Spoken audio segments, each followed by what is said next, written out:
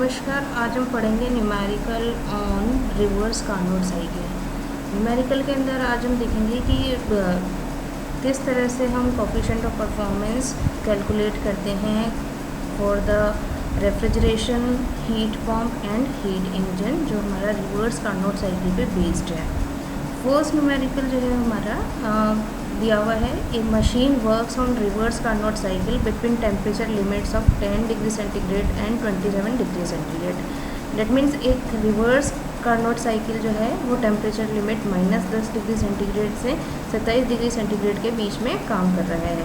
तो हमें find its COP when working as refrigerating cycle, heat pump and third दिया हुआ है हीट इंजन। तो हमें इसके लिए कोफिशिएंट ऑफ परफॉर्मेंस कैलकुलेट करना है जब ये रेफ्रिजरेटिंग साइकिल की तरह काम करता है, दूसरा जब ये हीट पंप की तरह काम करता है, तीसरा जब ये हीट इंजन की तरह वर्क करता है।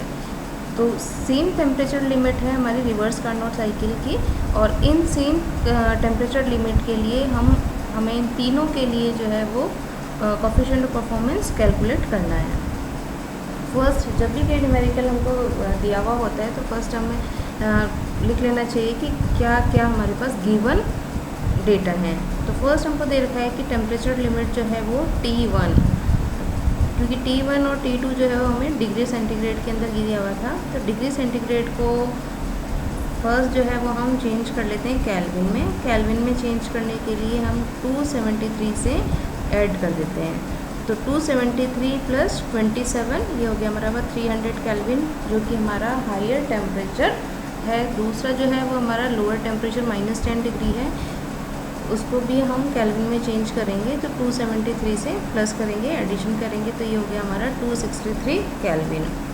देन उसके बाद जो है वो हमें COP that means coefficient of performance calculate करना है। कोफिशिएंट ऑफ परफॉर्मेंस पहला जो है वो हमें कैलकुलेट करना है एज ए रेफ्रिजरेटिंग मशीन, जब हमारा रेफ्रिजरेटिंग मशीन की तरह काम करता है। तो COP ऑफ रेफ्रिजरेशन हमारा हो गया T2 upon T1 minus T2।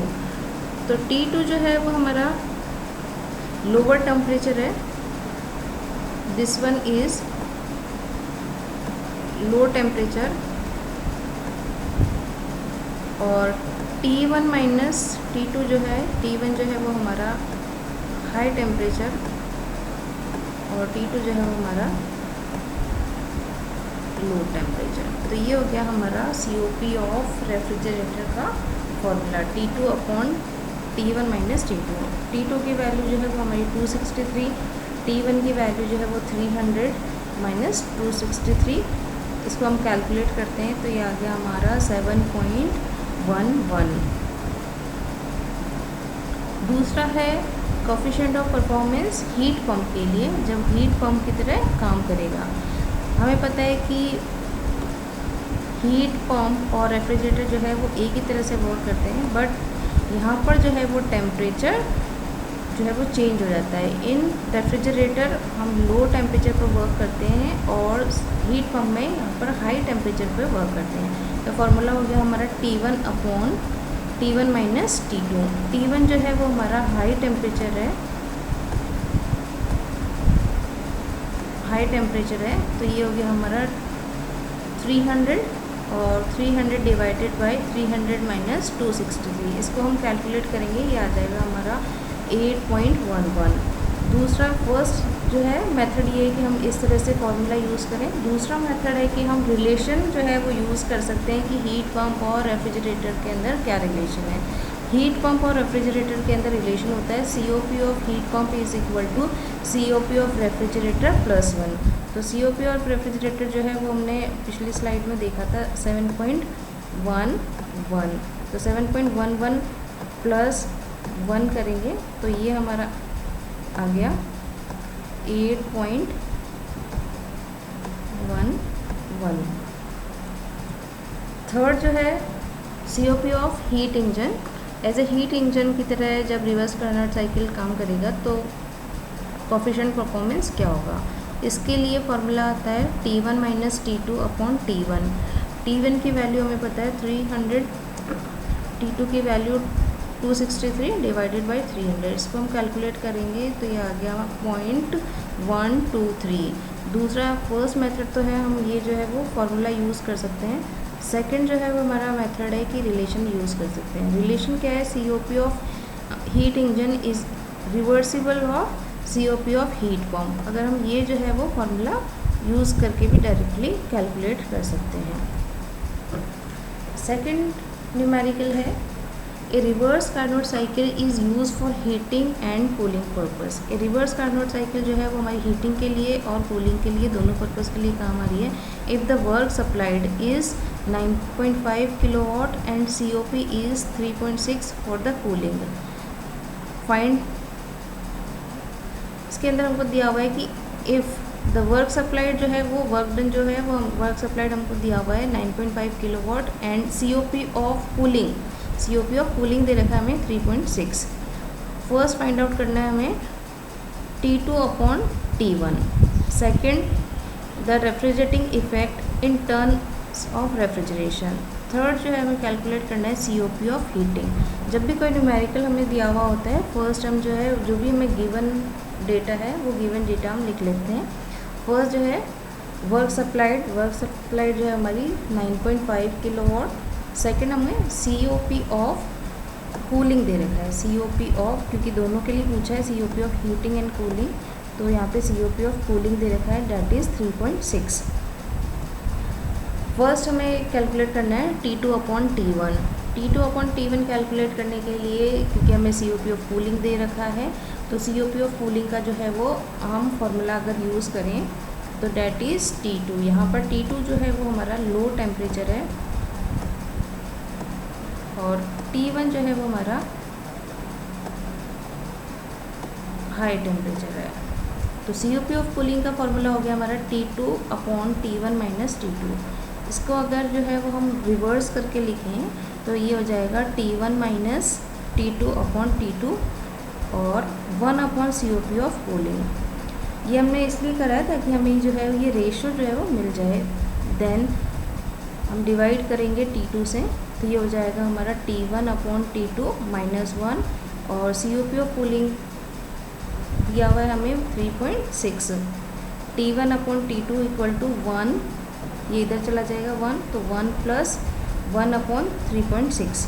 इसको फर्दर सॉल्व करेंगे तो T1 upon T2 equal to 1.278, जिसको हम सॉल्व करेंगे क्योंकि हमें पूछा गया है T2 अपॉन T1 पूछा है, तो इसको हम रिवर्स कर देंगे, डैट इज़ 1 अपॉन 1.278। तो ये हमारा हो जाएगा T2 upon T1 equal to 0.782। Next हमें पूछा है refrigerating effect. Refrigerating effect COP का फॉर्मूला होता है हमारा refrigerating effect upon work done.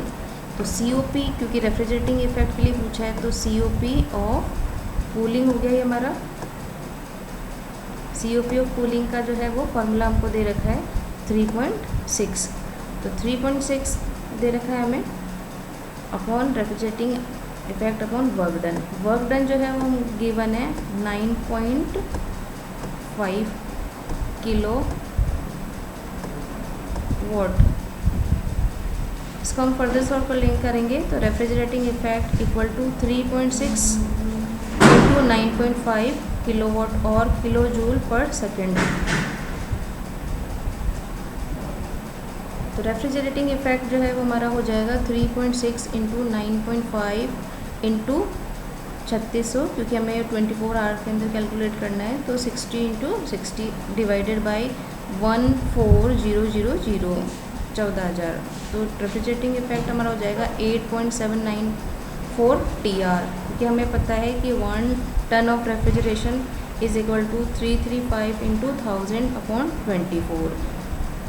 335 जो है वो latent heat of ice, that is latent heat of ice.